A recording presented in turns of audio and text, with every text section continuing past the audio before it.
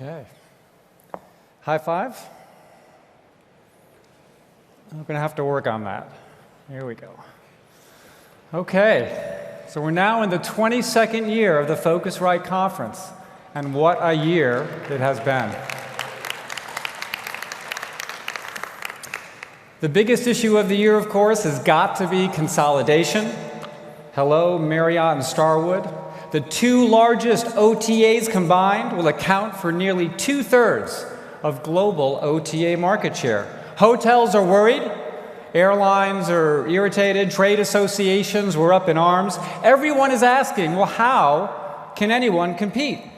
And yet somehow, three guys in a room without a lick of travel industry experience have, in a few short years, built a company that suddenly has a lot of people worrying is a threat to those same two big OTAs. Local ground transportation. This has long been the antithesis of consolidation. There have been attempts from time to time to create like a GDS or an OTA of ground transfers, but it never really took off.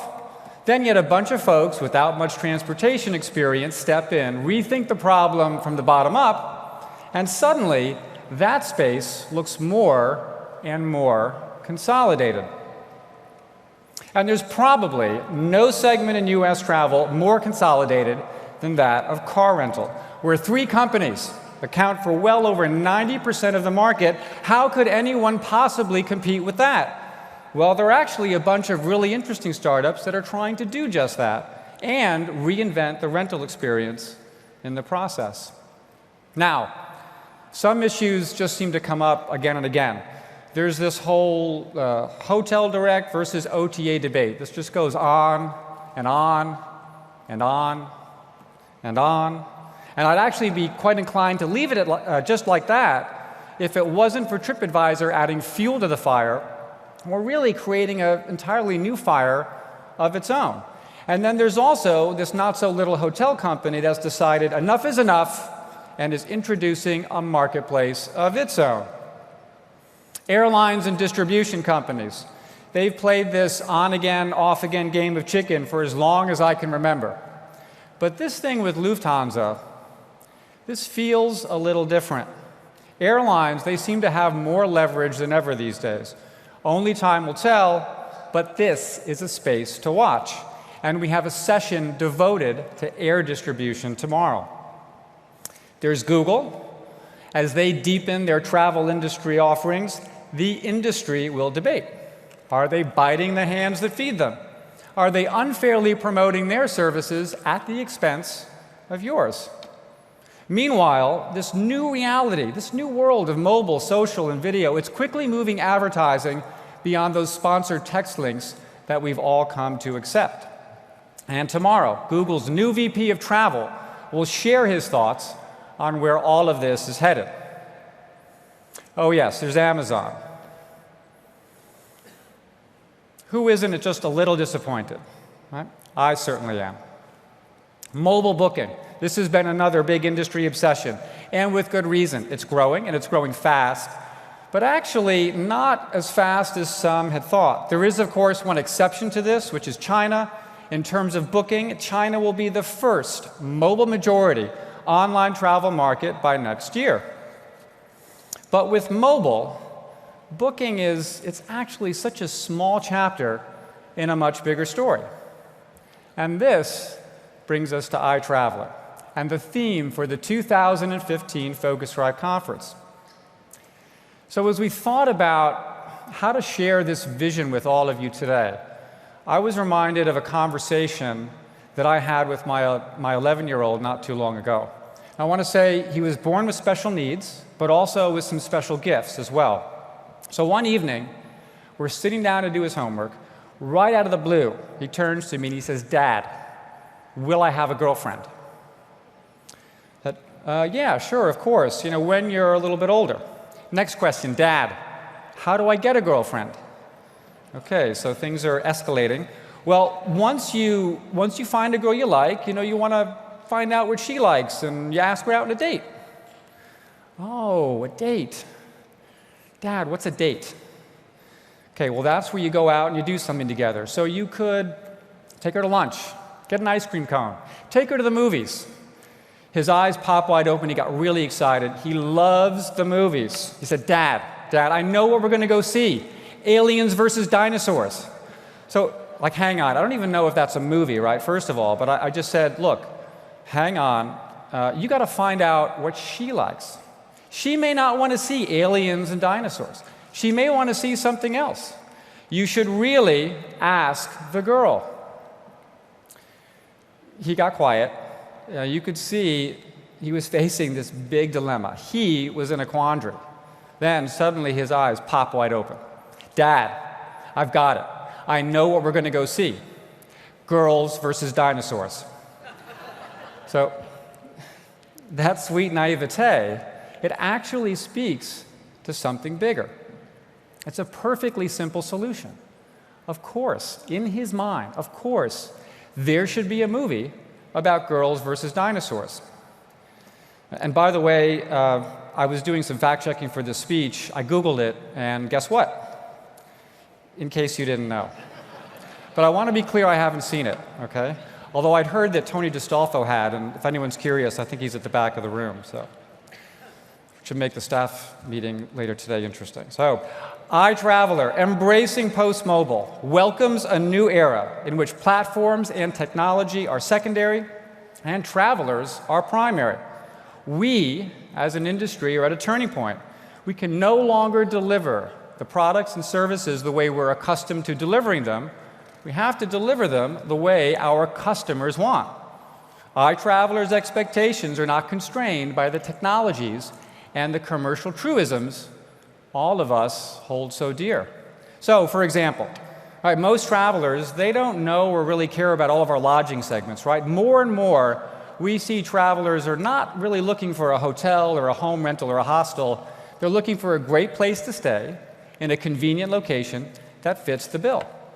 This mainstreaming of alternative accommodation, which, by the way, is something that we've been tracking in a series of studies going all the way back to 2008, this is a trend that is now well underway.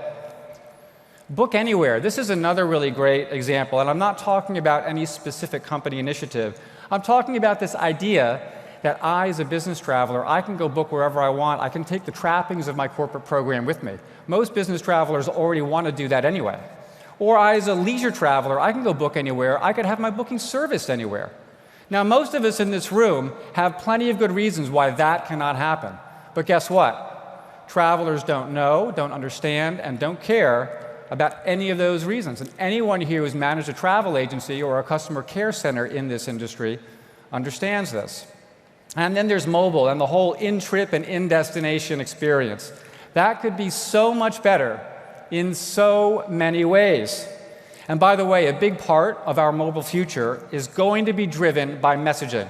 I'm talking about the smart integration of digital and human intelligence. Who would ever dial a 1-800 number again if you can have all of your needs addressed and far more efficiently via messaging. Now, these are just a few of the things that stand out for me and a few of the many things, future developments that we continue to cover very deeply through Phocuswright research. Where are the next great breakthroughs going to come from?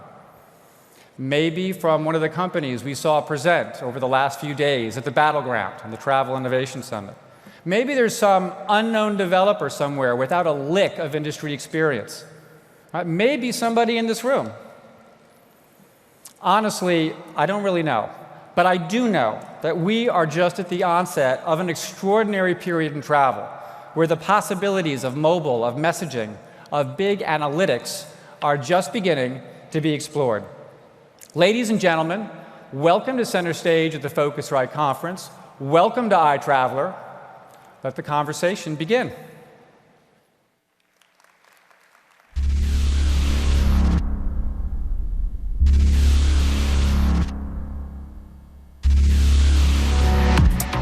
Travel is inherently filled with its own challenges. It is by definition a journey. But also something to be accomplished. Travelers are more concerned with what they are trying to do, where they want to go, and how much they are going to pay than with which website or device they should use to do it. They don't remember if it's a phone or a tablet. They just know they did it. Especially for today's traveler, for the constantly connected. All the tech, the devices, are simply a means to an end. The smartphone is no longer a discrete channel.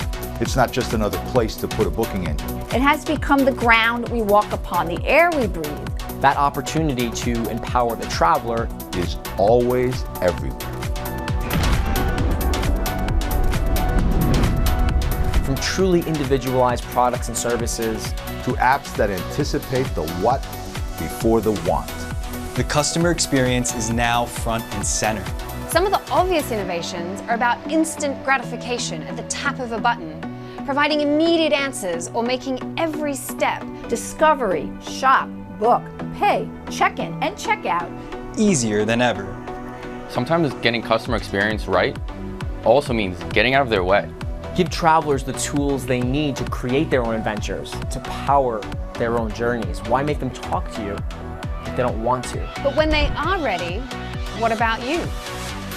The post-mobile era is a brave new world of 1 million personal and digital touchpoints that must be drawn together to create this singular travel experience. From automotive to music, from fashion to food. More and more, we have the ability to customize completely.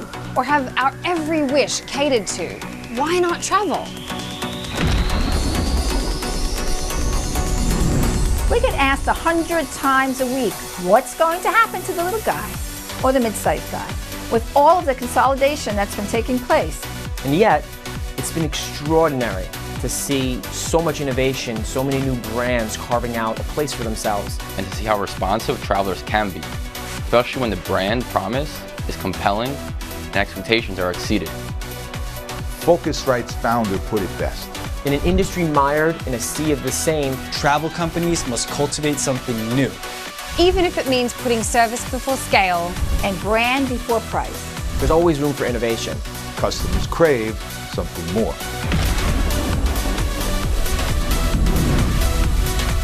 iTraveler curates their own newsfeed, creates their own content, cultivates their own story, and broadcasts from anywhere, anyhow.